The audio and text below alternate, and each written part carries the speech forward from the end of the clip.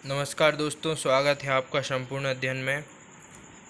आज हम लिंग के बारे में जानेंगे कि लिंग कितने प्रकार के होते हैं और लिंग कौन कौन से होते हैं। तो आइए जानते हैं लिंग। तो लिंग का वैसे शाब्दिक अर्थ चिन्ह होता है। शब्द के जिस रूप में यह जाना जाए कि वर्णित वस्तु या व्यक्ति पुरुष जाति का है या स्त्री जाति का है। ठीक है। वैसे तो लिंग का क्या अर्थ है? चिन्ह है। लेकिन शब्द के जिस रूप से यह जाना जाए कि जो वस्तु हमारे पास है वह व्यक्ति पुरुष जाति की है, वह वस्तु या व्यक्ति पुरुष जाति की है या स्त्री जाति का। ठीक है मित्रों, तो उसे लिंग कहेंगे। लिंग के द्वारा संज्ञा, सर्वनाम, विशेषण आदि शब्दों की जाति का बोध होता है। ठीक है। तो हिंदी में दो लिंग होते हैं, स्त्रीलिंग और पुल्लिंग। ठीक है मित्रों, कौन कौन से लिंग होते हैं? स्त्रीलिंग और पुल्लिंग। और एक और लिंग होता है नपुंसक लिंग। तो उसमें होता है कौन से, किसके लिए उपयोग होगा? जो कि निर्जीव वस्तुएं हैं उनके लिए हम उपयोग कर सकते हैं। हिंदी के लिंग निर्धारण तीन प्रकार से होते हैं। एक होता है रूप के आधार पर, एक होता है प्रयोग के आधार पर और एक होता है अर्थ के आधार पर। लेकिन मुख्यतः हिंदी में दो ही लिंग होते हैं, पुल्लिंग और स्त्रीलिंग। अब देखिए, रूप के आधार पर कितने प्रकार के होते हैं लिंग। तो रूप के आधार पर शब्द की व्याकरणिक बनावट। ठीक, तो रूप के आधार पर से क्या तात्पर्य है? शब्द की व्याकरण, उसकी व्याकरणिक बनावट किस प्रकार की है। ठीक है। हो सकता है कि वो शब्द पुल्लिंग में हो लेकिन वो कोई स्त्री हो। ठीक है मित्रों, तो देखते हैं जैसे कि पुल्लिंग शब्द। तो देखिए, पुल्लिंग शब्द है। पुल्लिंग शब्द में क्या आते हैं? जितने भी अकारांत, जो भी अकारांत या आकारांत शब्द हैं वो प्रायः पुल्लिंग होते हैं। तो आकारांत मतलब क्या होता है? जो कि आ या बड़ा आ की मात्रा पे ख़त्म हो, जैसे राम हो गया, सूर्य हो गया, क्रोध, समुद्र, चीता। अब देखिए, चीता में क्या बड़े आ की मात्रा पे ख़त्म हो रहा है, घड़ा। तो अकारांत शब्द या अकारांत शब्द कौन से होते हैं? जिनमें जिसका आखिरी शब्द, आखिरी अक्षर क्या हो? आ पे ख़त्म हो रहा हो। ठीक है मित्रों, जैसे शेर में ये क्या आ पे ख़त्म हो रहा है, राम में क्या है? आ पे ख़त्म हो रहा है, चीता पे कहाँ आ पे ख़त्म हो रहा है? बड़े आ पे। ठीक है मित्रों, तो ये क्या होते हैं? जितने भी अकारांत और अकारांत शब्द होते हैं वो होते हैं पुल्लिंग।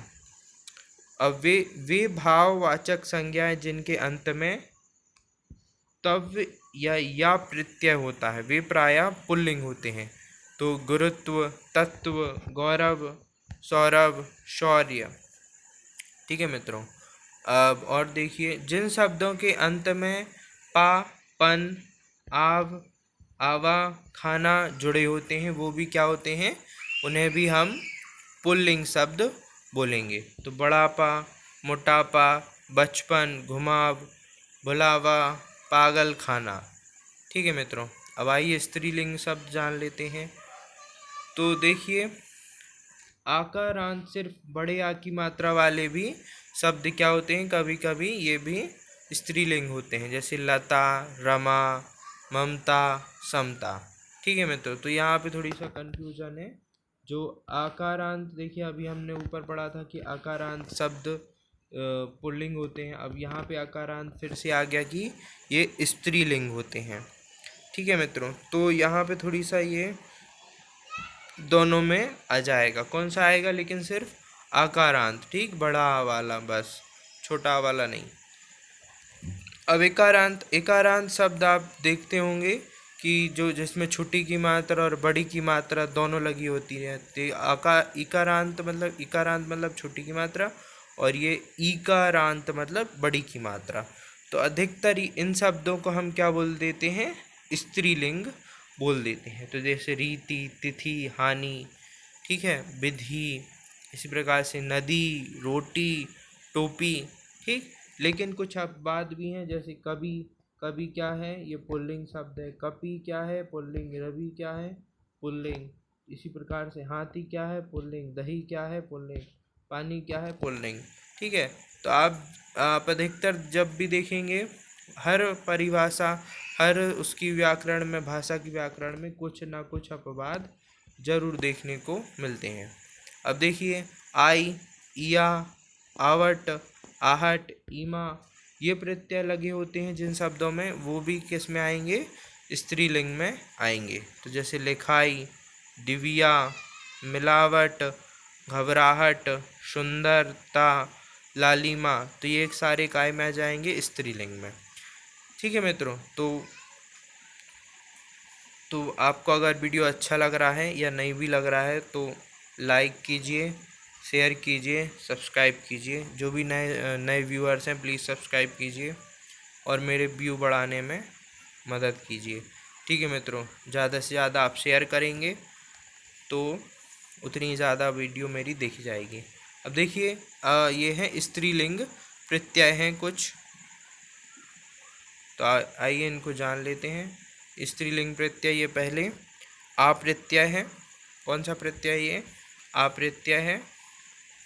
देखिए पुल्लिंग शब्द को स्त्रीलिंग बनाने के लिए, किस शब्द को, देखिए पुल्लिंग शब्द को स्त्रीलिंग बनाने के लिए कुछ प्रत्यय को शब्द में जोड़ा जाता है और इन्हें स्त्री प्रत्यय कहा जाता है। ठीक है। तो देखिए जैसे कि बोल रहे हैं शेर, तो शेर का अगर अपन को स्त्रीलिंग बनाना है तो उसमें हम नी जोड़ देंगे तो क्या बन जाएगा, शेरनी। इसी प्रकार से आ लगा के जोड़ते हैं तो छात्र का क्या हो जाता है, छात्रा। महोदय का क्या हो जाता है, महोदया। ठीक है।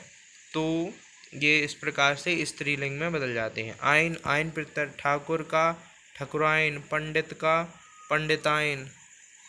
ठीक है मित्रों। इसी प्रकार से आनी, आनी जो इंद्र में जुड़ा तो क्या बन गया, इंद्राणी। रुद्र में जुड़ा तो क्या बन गया, रुद्राणी। इसी प्रकार से ये आनी प्रत्यय जेठ का हो गया जेठानी, मुगल का हो गया मुगलानी। ई का प्रत्यय गाई, गायक का गायिका, नायक का नायिका। इन, तेली का तेलिन, धोबी का धोबिन। ठीक है।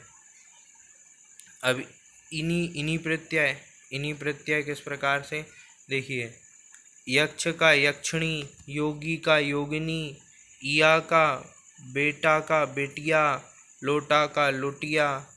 ई प्रत्यय कुमार का कुमारी, पुत्र का पुत्री। फिर ई प्रत्यय काका का काकी, चाचा का चाची, पोता का पोता, पोता का पोती, नाना का नानी। है ना मित्रों। तो इस प्रकार से ई प्रत्यय जोड़ के भी बनाते हैं। ती प्रत्यय, अब ती श्रीमान, श्रीमती, भाग्यवान, भाग्यवती। नी प्रत्यय मोर का मोरनी, शेर का शेरनी। ठीक है। स्त्री, त्री, त्री लगा देते। अभिनेता का अभिनेत्री, नेता का नेत्री। नी प्रत्यय पति का पत्नी, भिक्षु का भिक्षुणी। ठीक है मित्रों, तो आशा करता हूँ आपको समझ में आया होगा। अब देखिए प्रयोग के आधार पर, प्रयोग के आधार पर स्त्रीलिंग पुल्लिंग। प्रयोग के आधार पर लिंग निर्णय के लिए संज्ञा शब्द के साथ प्रयुक्त विशेषण कारक चिन्ह, विशेषण कारक चिन्ह या क्रिया को आधार बनाया जाता है। ठीक है मित्रों। तो प्रयोग के आधार पर आप समझ रहे होंगे किस प्रकार से प्रयोग के आधार पर कोई शब्द स्त्रीलिंग या पुल्लिंग हो सकता है। तो देखिए जैसे यहाँ पे अच्छा लड़का बोलेंगे तो यहाँ पे अच्छा की, अच्छा क्या हो जाएगा, पुल्लिंग हो जाएगा। देखिए यहाँ पे ये अच्छी लगाना, अच्छी लिखना था, छा में बड़ी की मात्रा लगानी थी।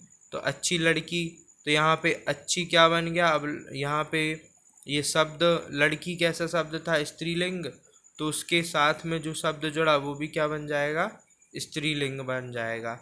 जैसे बोले राजा ने सेना बनाई। ठीक है। अब राजा ने खाना खाया, तो यहाँ पे भी क्या है, ये शब्द के आधार पर है। गोलू की पुस्तक। ठीक है। तो यहाँ पे गोलू की पुस्तक, गोलू का चाकू। ठीक, तो ये भी क्या है, ये कारक चिन्ह के आधार पर है।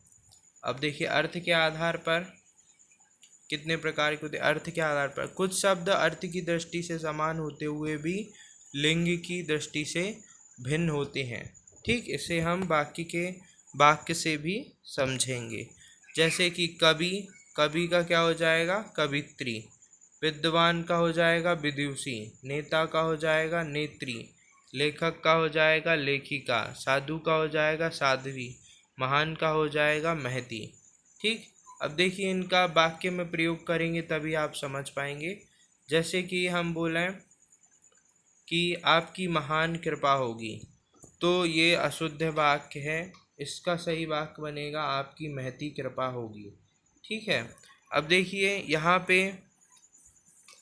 यहाँ पे वह एक विदुषी लेखक है। अब विदुषी लेखक नहीं होता, ठीक, विदुषी लेखिका हो सकती है लेकिन लेखक नहीं। तो इसी प्रकार ये क्या बनेगा, वह एक विद्वान लेखक है। तो यहाँ पे ये विदुषी शब्द गलत है, विदुषी किसी और के लिए उपयोग होगा, विदुषी की जगह विद्वान सही है।